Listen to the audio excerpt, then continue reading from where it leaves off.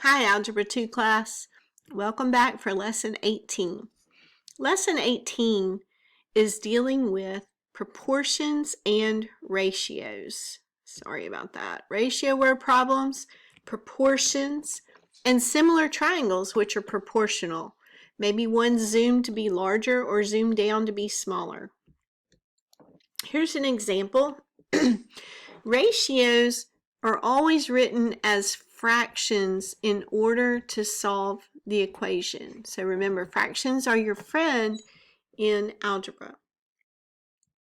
So we're talking about Arabian horses to mixed breeded horses.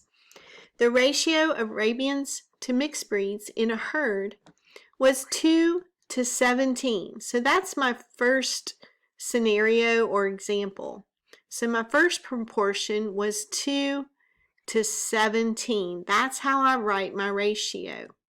2 to 17. 2 Arabians for every 17 mixed breeds in the herd. Now there were 380 horses in the herd. What does that mean? 380 horses are my total in the herd. That means that is my Arabian horses and my mixed breeds all together. So, how do I do this? They're asking me how many were Arabians. So they're comparing Arabians to total in the second situation. In the second situation, they give me a total and ask about Arabians. In the first situation, they're giving me Arabians and mixed, but no total to compare it to. But if I look carefully, my Arabians and mixed all together in the first situation gives me a total of 19. Now, in my second situation, I can compare Arabians to total, and in my first situation, I can compare Arabians to total. So in the first situation, the number of Arabians to the number of total is what I'm trying to get at. My first situation, I have 2 Arabians, and the total is 19 in the whole herd. That should be proportional because it's a ratio, so it's proportional to the number of Arabians in the second situation to its total. So when you do ratio problems, you set the first situation equal to the second situation. And they should be proportional and equal. In other words, the first one might be doubled to make the second one. It might be tripled to make it the second one, but it's proportional. That means I can set them equal to each other. Once I have an equation where I have a fraction equal to a fraction, the top talks about the same thing, Arabians. The bottom talks about the same thing, total horses. I can solve by cross multiplying. 2 times 380 equals 19 times A. I can solve for A, which is Arabians, by dividing by 19. Now I can ask my best friend calculator what the answer is. So 2 times 380 gives me 760, and then divided by 19, that gives me 40 Arabian horses, and that's what they asked for. Let's try another one. The hard part is setting up your ratios and making sure the top talks about the same thing, like Arabians. The bottom talks about the same thing, total horses, not mixed breeds. When they give you information that doesn't seem to match, you probably need to use that to find total. Here we have chemicals. Yay! It took 600 kilograms of sulfur to make 3,000 kilograms of the compound. This is a ratio problem. So now they want to know, so here we have a general idea of a story where we have sulfur plus other materials, let's call that M, makes a new compound. We're just sketching out the story in a simple way to look at. So in the first situation, they tell us that 600 kilograms of sulfur makes the new compound in 3,000 kilograms. Then in the second situation, they tell you it's proportional. It's the same equation. How many kilograms of other materials, so they're asking for this other materials, they are not asking for sulfur, make 4,000 kilograms of the compound. So the second one is asking us to compare other materials to total. The first situation only gives us sulfur in total. Can we find out this other materials? Well, sure. We can subtract.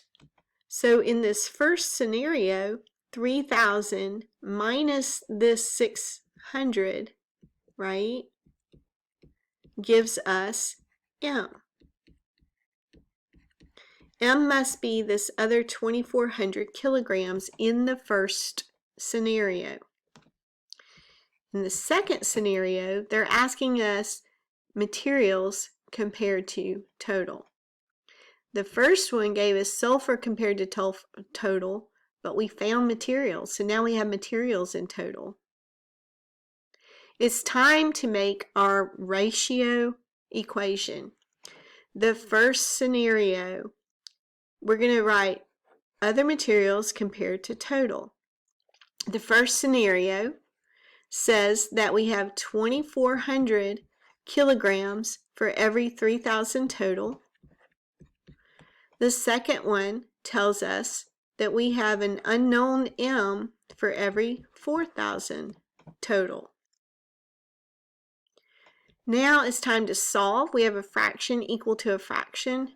We can cross multiply 2,400 times 4,000 equals 3,000 times M.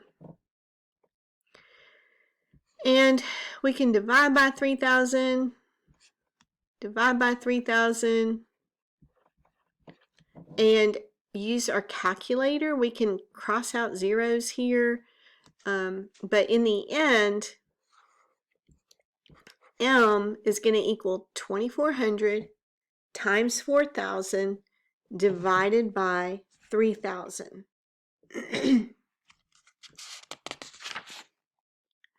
So our M, our other materials, is going to be, that's right, 3,200 kilograms.